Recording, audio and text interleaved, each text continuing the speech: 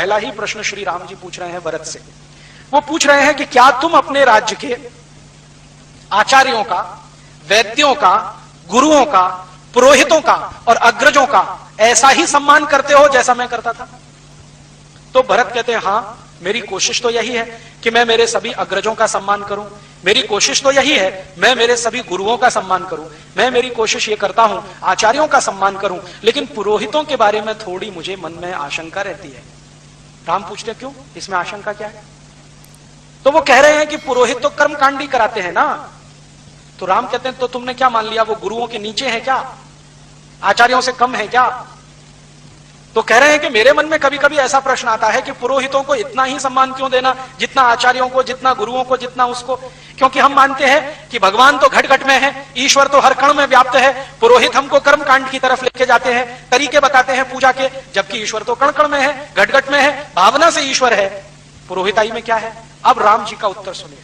वो कहते हैं, देखो भरत, ये पुरोहित तुम्हारे राज्य की अर्थव्यवस्था की रीढ़ की हड्डी है। जरा समझो इस बात को, रीढ़ की हड्डी है, माने पूरी अर्थव्यवस्था इन पुरोहितों के दम से चलती है। भरत कहते हैं समझ में नहीं आ रहा। तब राम कह रहे हैं, धर्मस्य मूलम अर्थम, अर्थस्य मूलम कामम। और इसी बात को राम जी के जाने के कुछ लाख साल के बाद चाणक्य बोलकर गए।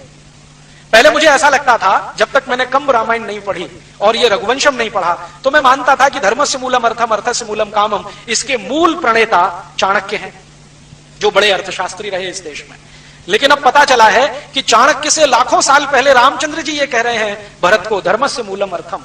वो कहते हैं कि देखो, धर्म के मूल में अर्थ है। अगर तुम्हारी अर्थव्यवस्था मजबूत है तो धर्म मजबूत होगा, और अर्थव्यवस्था को मजबूत करने में पुरोहितों का सबसे बड़ा योगदान है। तो फिर भी भरत को समझ में नहीं आ रहा है। तो रामचंद्र जी और उदाहरण देके कहते हैं कि देखो, पुरोहित क्या करता है, पुरोहित पूजा करवाता है। तो पूजा करवाता है, तो पूजा करवाता है, वो तो किसी कथा की, सत्यनारायण की, या जो भी करवाता है, लेकिन एक लिस्ट बनवाता है कि 10 घड़े ले आना, एकदम कोरे होने चाहिए, 20 मीटर कपड़ा ले आना, एकदम नया होना चाहिए, इतनी चूड़ियां ले आना, बिना पहनी हुई होनी चाहिए, 10 किलो घी ले आना, ये सामग्री ले आना, ये लकड़ियां ले आना, ये बांस मंगा लेना, ये ऐसा कर लेना, वैसा। मैंने एक बार वो लिस्ट देखी तो कम से कम 108 चीजें रहती हैं उसमें। सिंदूर ले आना, गुड़ ले आना, कलावा ले आना, ये कर लेना, वो कर लेना। तो राम समझा रहे हैं कि देखो, जो आदमी पूजा तो भगवान की कराएगा, वो तो भावना से भी हो सकती है, लेकिन जानबूझकर वो इतनी चीजें मंगाएगा क्योंकि कारीगर जो इन चीजों को बना रहे हैं वो बिकना भी तो चाहिए। उस दिन मेरे समझ में आया श्री राम जी की परिभाषा कि पुरोहित मार्केटिंग मैनेजर होते हैं। अब समझ में आया, इनसे बड़ा मार्केटिंग मैनेजर कौन होगा। अब देखो, वो कह रहे हैं घड़े ले आना, कोरे लाना, तो कुम्हार का काम बढ़ा के नहीं, घड़े बिके उसके। फिर घड़े पे ढकने के लिए ढक्कन और ले आना, तो कुम्हार का काम और बड़ा, बिक्री हुई। फिर कहते हैं सकोरे ले आना, कुल्लड़ ले आना, तो उसमें प्रसाद रखेंगे, तो ऐसे करेंगे तो मिट्टी में पवित्रता होती है। पवित्रता तो सभी चीजों में होती है, लेकिन मिट्टी के ये नए नए बर्तन अगर कोई पूजा में लाएगा और ऐसी रोज सैकड़ों पूजाएं होती जाएंगी, तो कुम्हारों का काम जिंदगी भर चलता रहेगा। तो कारीगरों को जिंदा रखना है तो वो पुरोहित ही है।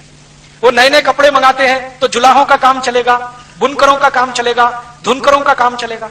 वो नए नए कुछ मान लीजिए बांस मंगवा लीजिए तो बांस के कारीगरों का काम चलेगा। यज्ञ कराना है तो घी डलवा रहे हैं तो घी बनाने वाले बाल गोपालों का काम चलेगा, ग्वालों का काम चलेगा, उनकी गाय की संख्या बढ़ेगी क्योंकि घी बिकेगा। और घी को जला के फूंक देना है ताकि नया घी हमेशा बनता रहेगा। ये तो बहुत दूर की कोई बात है। तो राम जब इसको बहुत विस्तार से समझाते हैं तब भरत कहते हैं, क्षमा करना भाई, मुझे ये समझ में नहीं आता था, अब पता चल गया है कि पुरोहित राज्य व्यवस्था के अर्थ को संभालते हैं, इसलिए वो भी आचार्य और गुरु के समकक्ष है। तो राम कहते हैं कि देखो, कभी कभी ऐसा हो जाए कि गुरुओं का सम्मान कुछ कम हो, आचार्यों का कम हो या किसी का, लेकिन पुरोहितों का कम नहीं होने देना कभी, क्योंकि ये है तो राज्य की अर्थव्यवस्था है। अर्थव्यवस्था मजबूत है तो धर्म टिकाओगे, धर्म टिकेगा तो राज्य आगे बढ़ेगा।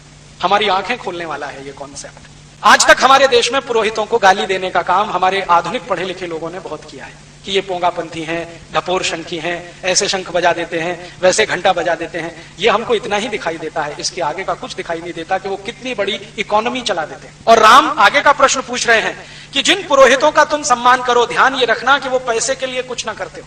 माने राइडर लगा दिया उन्होंने। एक पुरोहित ऐसे हैं जो पैसा लेके पूजा कराते हैं। राम कह रहे हैं अगर ऐसे पुरोहित हैं तो उनका सम्मान करने की जरूरत नहीं है, क्योंकि जो ज्यादा पैसा देगा उसी का माल बिकवाएंगे फिर तो। इसलिए पुरोहित उन्हीं का सम्मान करना है जो पैसा खुद न लेते हो और कारीगरों का माल बिकवाने में मदद करते हो। तो बिना पैसे लिए जो पूजा कराए वो पुरोहित है, पैसे लेकर जो कराए राम उसको अच्छा नहीं मानते।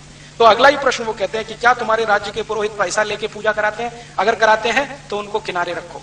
तो भरत कह रहे हैं कि हाँ, मैं अभी लौटकर ऐसी ही व्यवस्था करूंगा कि वो बिना पैसे की पूजा कराएं। तो राम कहते हैं कि पुरोहित को तो, अब वो पुरोहित के लिए कह रहे हैं, पुरोहित को तो जिस घर में पूजा करानी है वहां का पानी भी ग्रहण नहीं करना चाहिए, क्योंकि जो बड़ा काम वो करने जा रहा है, अगर उस घर का पानी ही पीने लगे, खाना ही खाने लगे, तो लालच भाव आएगा और वो अपनी पुरोहिताई से च्युत हो जाएगा।